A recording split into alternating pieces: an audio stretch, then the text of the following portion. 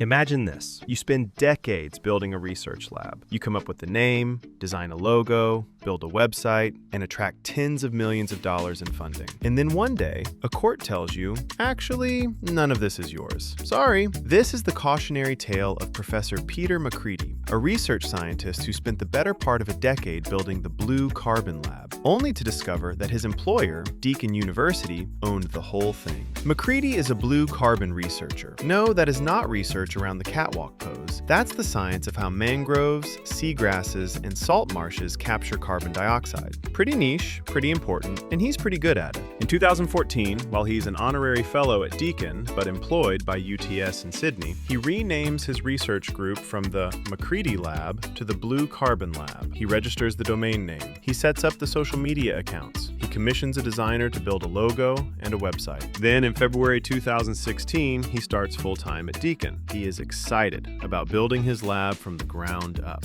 And this is where everything gets complicated, because Deakin immediately starts co-branding. The logo gets the footer, a Deakin idea. The website lists Deakin's address. Media releases start calling it Deakin's Blue Carbon Lab. Deakin employs the staff, administers the funding, and covers the operational costs. Macreadie plays ball, describing the funding proposal from January 2016 as Deakin's recently formed Blue Carbon Lab. Fast forward to 2023, the lab now has about 40 members and has attracted over $30 million in funding. Macreadie has established himself as a leader in the field and wants to protect the brand that he has built for his research. In February 2023, he asks Deakin's legal team about trademark protection for the Blue Carbon Lab. Deakin basically says no, so he decides to protect his lab's brand himself, looking to protect the goodwill he had built over the years. In March 2023, he incorporates Blue Carbon Lab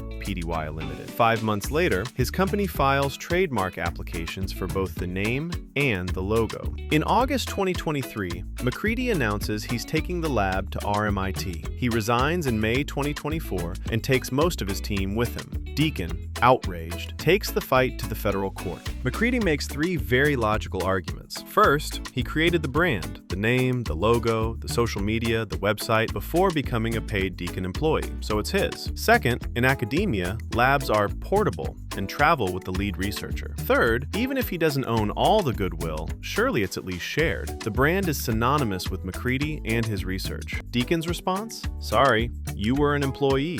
You used our resources, our staff, our money, our contractual relationships. Every commercial research contract was signed by Deakin. Every dollar of funding was received and administered by Deakin. Your employment contract literally said all intellectual property, including trademarks, belonged to the university. Justice Wheelahan sided with Deakin on almost all of these points. The key findings were devastating for Macreadie. After decades of research, goodwill stays with the business, not the individual. Even though Macreadie was the face of the lab, his use of the brand was Deakin's use because he was an employee. Goodwill is not divisible. You can't carve off a slice and take it with you when you resign. Macreadie was using the mark as a Deakin employee for Deakin's commercial endeavors. The judge issued permanent injunctions across the board. Macreadie's company couldn't use the Blue Carbon Lab name or logo. It has to change its company name. The registered trademark gets canceled from the register,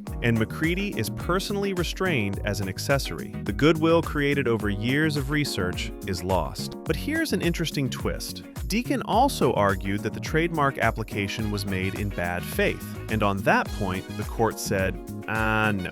Macreadie genuinely believed he owned the brand, and Justice Wheelahan found that an application made under a mistaken belief about ownership doesn't amount to bad faith. He's a scientist, not a lawyer. So the moral of this cautionary tale is this. If you build it, you don't necessarily own it. While it is a norm in academia for labs to be portable and travel with the lead researcher, don't assume that this goodwill is yours. The law treats it as belonging to the organization. Though the lab may carry your reputation, your team, and your life's work, that doesn't mean you get to carry that name with you, at least according to the law.